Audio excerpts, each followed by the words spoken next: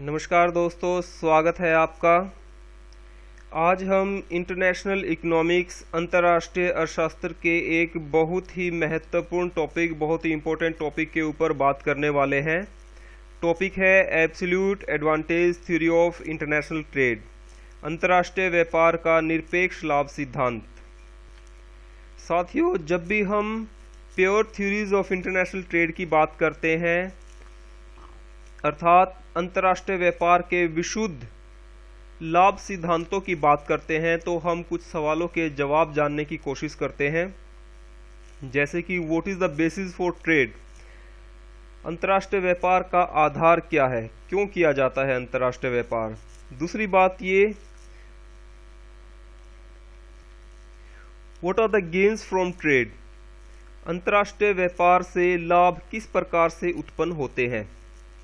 और तीसरी बात ये, what is the pattern of trade, अंतर्राष्ट्रीय व्यापार का प्रारूप क्या है, अर्थात किन वस्तुओं का एक्सपोर्ट किया जाना चाहिए, किन वस्तुओं का इंपोर्ट किया जाना चाहिए, ठीक है ना, किन वस्तुओं का आयात निर्यात किया जाता है।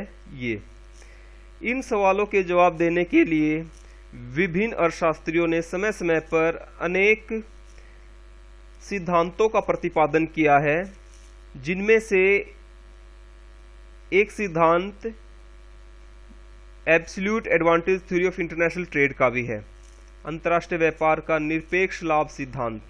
इस सिद्धांत का प्रतिपादन अर्थशास्त्र के पिता एडम स्मिथ ने 1976 में एक पुस्तक लिखी थी।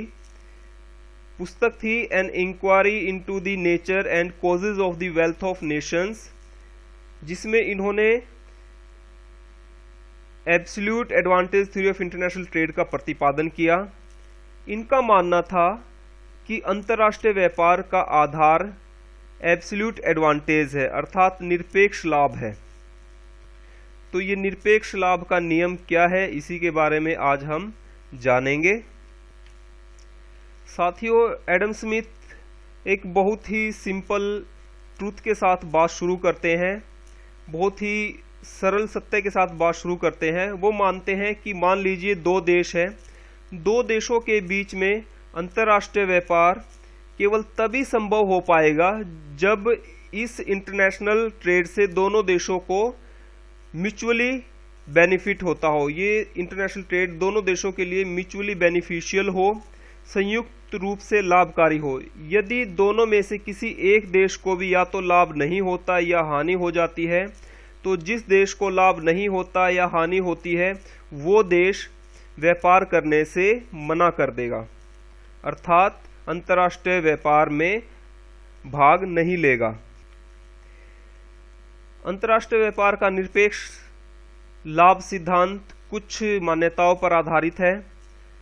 पहली तो ये कि दो देश है, मान लीजिए दो देश है ए और बी, और दोनों ही देश दो दो वस्तुओं का उत्पादन करते हैं, एक्स और वाई। जो ट्रेड है वो फ्री है। इसका मतलब ये है कि अंतर्राष्ट्रीय व्यापार पर किसी भी तरह का कोई प्रतिबंध नहीं है, किसी भी तरह की टैरिफ या नॉन टैरिफ बैरियर्स उसके ऊपर नहीं है।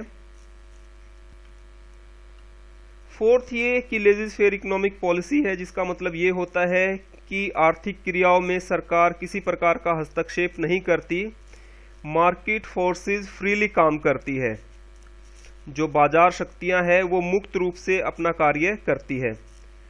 और पांचवा ये कि उत्पादन का एकमात्र साधन श्रम है। इसके ऊपर लेबर थ्योरी ऑफ वैल्यू लागू होती है, जिसका मतलब ये होता है कि किसी वस्तु की कितनी कीमत होगी, ये इस बात पर निर्भर करता है कि उसमें श्रम की कितनी मात्रा, यानी कि प्रति इकाई में श्रम की कितनी मात्रा का इस्तेमाल किया गया है, जो है कितनी लेबर उसमें लगी है। अगर लेबर ज़्यादा लगेगी तो वो ज़्यादा महंगी होगी, लेबर कम लगेगी तो वो सस्ती होगी। इस प्रकार से इसको हम इस प्रकार समझ सकते हैं कि मान लीजिए दो देश है ए और बी, दोनों ही देश दो दो वस्तुएं उत्पादित करते हैं, एक्स और वाई। मान लीजिए देश ए देश बी के मुकाबले एक्स वस्तु के उत्पादन में अधिक कुशल है, तो इसका मतलब ये हुआ कि देश ए को देश बी के मुकाबले एक्स वस्तु के उत्पादन में एब्सोल्यूट एडवांटेज है, निरपेक्ष लाभ है, और यह देश ए देश बी के मुकाबले वाई वस्तु के उत्पादन में कम कुशल है या अकुशल है। इसका मतलब ये हुआ कि देश ए को देश बी के मुकाबले देश ए को वाई वस्तु के उत्पादन में निरपेक्ष हानि है।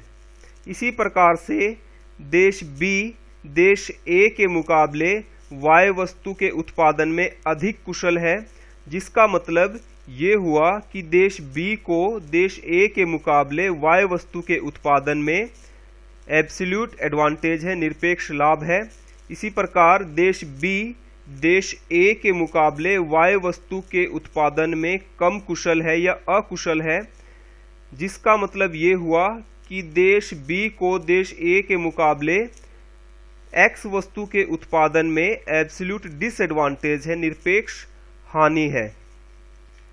तो इससे हमें पता चलता है कि देश ए एक्स वस्तु के उत्पादन में विशिष्टीकरण करेगा, एक्स कमोडिटी के प्रोडक्शन में स्पेशलाइजेशन करेगा, और देश बी वाई कमोडिटी के प्रोडक्शन में स्पेशलाइजेशन करेगा, वाई वस्तु के उत्पादन में विशिष्टीकरण करेगा।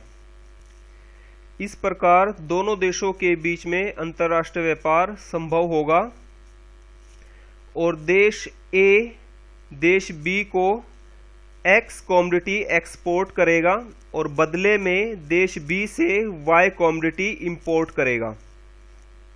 तो इस प्रकार के व्यापार से दोनों देशों को लाभ होगा। इसे हम और अच्छी तरह से समझ सकते हैं। मान लीजिए दो देश है, यूएसए और यूके, दोनों ही देश दो दो वस्तुएं उत्पादित करते हैं। मान लीजिए व्हीट और क्लॉथ, गेहूं और कपड़ा। मान लीजिए यूएसए के अंदर एक यूनिट लेबर 6 यूनिट गेहूं उत्पादित कर सकती है, एक unit labour 6 unit wheat produce कर सकती है यूएसए में। अगर इसी लेबर का इस्तेमाल, यानी कि एक यूनिट लेबर का इस्तेमाल कपड़े के प्रोडक्शन में किया जाए तो 4 यूनिट कपड़ा प्रोड्यूस कर सकती है। इसी प्रकार यूके में एक यूनिट लेबर केवल एक यूनिट व्हीट प्रोड्यूस कर सकती है।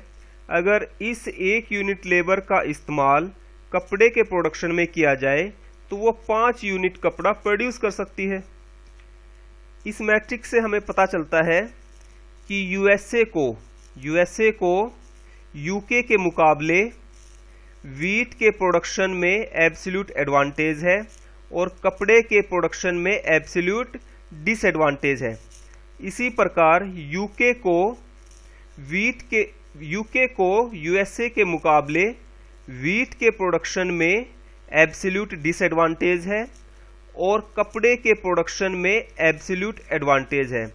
तो इस तरह से यूएसए व्हीट के प्रोडक्शन में स्पेशलाइजेशन करेगा और यूके कपड़े के प्रोडक्शन में, क्लॉथ प्रोडक्शन में स्पेशलाइजेशन करेगा, और दोनों देश आपस में व्यापार करेंगे। यूएसए यूके को व्हीट एक्सपोर्ट करेगा और यूके यूएसए को कपड़ा एक्सपोर्ट करेगा, और ये ट्रेड दोनों देशों के लिए बेनिफिशियल होगा, म्यूचुअली बेनिफिशियल होगा। कैसे? ये देखिए, मान लीजिए यूके को 6 यूनिट व्हीट की जरूरत है। अगर यूके इस 6 यूनिट व्हीट का प्रोडक्शन घर में करना चाहे तो उसको कितनी लेबर चाहिए? जाहिर सी बात है 6 यूनिट लेबर की जरूरत पड़ेगी। अगर यूके इस 6 यूनिट लेबर का इस्तेमाल कपड़े के प्रोडक्शन में कर ले तो वो कितना कपड़ा प्रोड्यूस कर सकता है? जाहिर सी बात है 30 यूनिट कपड़ा प्रोड्यूस कर सकता है। अब मान लीजिए यूएसए यूके को 6 यूनिट व्हीट एक्सपोर्ट कर दे और बदले में यूके से 6 यूनिट कपड़ा इंपोर्ट कर ले, तो दोनों देशों को इससे फायदा होगा। कैसे? इससे यूएसए को 2 यूनिट कपड़े का फायदा होगा, 2 यूनिट कपड़े का गेन होगा, और यूके को 24 यूनिट कपड़े का गेन होगा, और टोटल गेन हमारा कितना होगा? दोनों देशों को टोटल गेन दोनों का मिलाकर होगा 26 यूनिट कपड़ा। कैसे कि अगर यूएसए को इस 1 यूनिट लेबर का इस्तेमाल, जिसका उपयोग उसने वीट प्रोडक्शन में किया है, कपड़ा प्रोडक्शन में करना पड़ता, तो वो केवल 4 यूनिट कपड़ा ही प्रोड्यूस कर पाता। अब उसने ट्रेड के जरिए क्या किया कि 1 यूनिट लेबर की लागत से 6 यूनिट कपड़ा इंपोर्ट कर लिया है, यानी कि अब उसके पास 2 यूनिट कपड़ा ज्यादा है। कहने का मतलब ये है कि जितनी लेबर ने ये गेहूं उत्पादित किया है, अगर उतनी ही लेबर का इस्तेमाल कपड़े के प्रोडक्शन में किया जाता तो केवल घर में 4 यूनिट कपड़ा ही प्रोड्यूस किया जा सकता था। लेकिन यूएसए ने जब 6 यूनिट वीट एक्सपोर्ट करके 6 यूनिट कपड़ा इंपोर्ट किया, तो उसने घरेलू उत्पादन से 2 यूनिट ज्यादा कपड़ा इंपोर्ट किया है। तो इसका मतलब ये हुआ कि यूएसए को 2 यूनिट कपड़े का गेन हुआ और यूके को 24 यूनिट कपड़े का गेन हुआ। क्यों? क्योंकि अब यूके के पास 6 यूनिट वीट भी है, 6 यूनिट वीट है, साथ में 24 यूनिट कपड़ा भी है। तो इस प्रकार से हमने देखा कि एब्सोल्यूट एडवांटेज थ्योरी के अंतर्गत दोनों देशों को इंटरनेशनल ट्रेड से लाभ हुआ है। अब ये जो 26 यूनिट कपड़े का जो गेन है, ठीक है ना, 26 यूनिट कपड़े का जो लाभ है दोनों देशों में कैसे बटेगा, इसके ऊपर हमने बात नहीं की। ये इस बात के ऊपर डिपेंड करता है कि दोनों देशों के बीच में टर्म्स ऑफ ट्रेड क्या है, किस प्रकार का एग्रीमेंट है, या फिर दोनों देशों में से कौन सा देश अपनी मांग मनवाने के लिए दूसरे देश के ऊपर यानी कि दूसरे देश पर ज़्यादा प्रभावी है। ये दूसरी चीज़ों के ऊपर डिपेंड करता है। लेकिन इसमें हम एक बात देख सकते हैं कि दोनों देश आपस में व्यापार किस हद तक करेंगे। ये देखो, हमने एक टेबल ली है। इस टेबल के अंदर यहाँ पर यूएसए और यहाँ पर यूके है। ये हमारा टोटल गेन है जो इंटरनेशनल ट्रेड से दोनों देशों को हुआ है। इस टोटल गेन्स का बंटवारा दोनों देशों के बीच में कैसे हो सकता है? ये यूएसए का वीट एक्सपोर्ट है जो इसने यूके को किया है, यानी कि 6 यूनिट वीट का एक्सपोर्ट जो यूएसए ने किया है, उतने ही 6 यूनिट वीट का इंपोर्ट यूके ने यूएसए से किया है। ये डोमेस्टिक प्रोडक्शन को बताता है ये वाला कॉलम कि यूएसए में 1 यूनिट लेबर कपड़े का कितना डोमेस्टिक प्रोडक्शन कर सकती है, यानी 4 यूनिट कर सकती है। और टीपी बताता है टोटल प्रोडक्शन, यानी कि यूके में 6 यूनिट लेबर कितना कपड़ा प्रोड्यूस कर सकते हैं, यानी कि 30 यूनिट कपड़ा प्रोड्यूस कर सकती है। अब यूके का एक्सपोर्ट यूएसए का इंपोर्ट है। अगर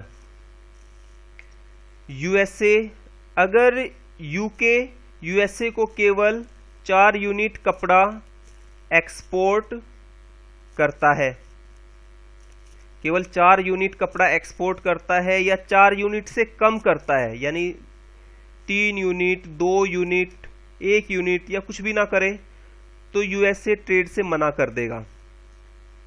क्यों? क्योंकि यहां पर यूएसए को कोई फायदा नहीं हो रहा है। यूएसए इस स्थिति में ट्रेड से मना कर देगा। और अगर यूके को सारा का सारा जो कपड़ा जो इसने उत्पादित किया था 6 यूनिट लेबर से, वो सारा का सारा अगर एक्सपोर्ट करना पड़ जाए तो क्या होगा? यूके को जो है कोई लाभ नहीं होगा। तो ऐसे में क्या करेगा? यूके इस पॉइंट के ऊपर यूके मना कर देगा ट्रेड करने से। तो कहने का मतलब है कि अगर यूएसए को 4 यूनिट कपड़े से ज्यादा कपड़ा मिलता है 6 यूनिट वीट एक्सपोर्ट करने के बदले, अगर 4 यूनिट कपड़े से ज़्यादा कपड़ा मिलता है तो यूएसए ट्रेड करेगा, वो कितना भी हो सकता है। और अगर यूके को 30 यूनिट कपड़े से कम कपड़ा एक्सपोर्ट करना पड़ता है 6 यूनिट वीट के बदले, तो यूके ट्रेड करेगा। ठीक है, तो ये दोनों की सीमाएं हैं।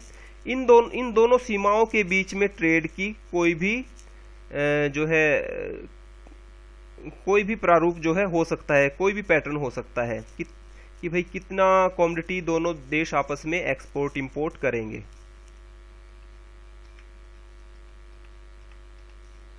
तो मैं उम्मीद करता हूं कि आपको ये समझ आ गया होगा। जैसे कि मैं आपको इसमें बताता हूं कि ये देखो, पीछे हमने पिछली टेबल में हमने यहाँ की बात की थी कि अगर 6 यूनिट वीट एक्सपोर्ट करके 6 यूनिट कपड़ा इंपोर्ट करता है तो यूएसए को 2 यूनिट कपड़े का लाभ होता है। अगर 7 यूनिट कपड़ा इंपोर्ट करता है 6 यूनिट वीट के बदले में तो 3 यूनिट कपड़े का लाभ हो जाएगा। इसी तरह अगर 8 यूनिट इंपोर्ट करता है 6 यूनिट वीट एक्सपोर्ट करने के बदले तो 4 यूनिट कपड़े का लाभ होगा। तो इस प्रकार से जितना ज़्यादा कपड़ा इंपोर्ट करने में यूएसए कामयाब होगा 6 यूनिट वीट के बदले यूएसए का लाभ बढ़ता चला जाएगा और यूके का लाभ जो है वो घटता हुआ चला जाएगा। इसी प्रकार से यूके है कि जितना कम वो उसको कपड़ा एक्सपोर्ट करेगा, मान लीजिए यहाँ पर 5 यूनिट करता है, उतना ज़्यादा उसका लाभ बढ़ता चला जाएगा। तो ये जो 26 यूनिट जो गेन्स है वो दोनों देशों के बीच में इस प्रकार से बट जाएगा। साथियों, मैं उम्मीद करता हूँ कि ये आपको समझ आ गया होगा। आपके कमेंट मेरे लिए बहुत वैल्यूएबल है। आपका कोई सजेशन हो तो आप वो भी मुझे बता सकते हैं। और absolute advantage theory of international trade, अंतर्राष्ट्रीय व्यापार का निरपेक्ष लाभ सिद्धांत यूजी और पीजी क्लासेस दोनों में ही जो है पढ़ाया जाता है और मैं उम्मीद करता हूं कि ये आपके बहुत काम आएगा। Thank you so much. Have a nice time. Bye.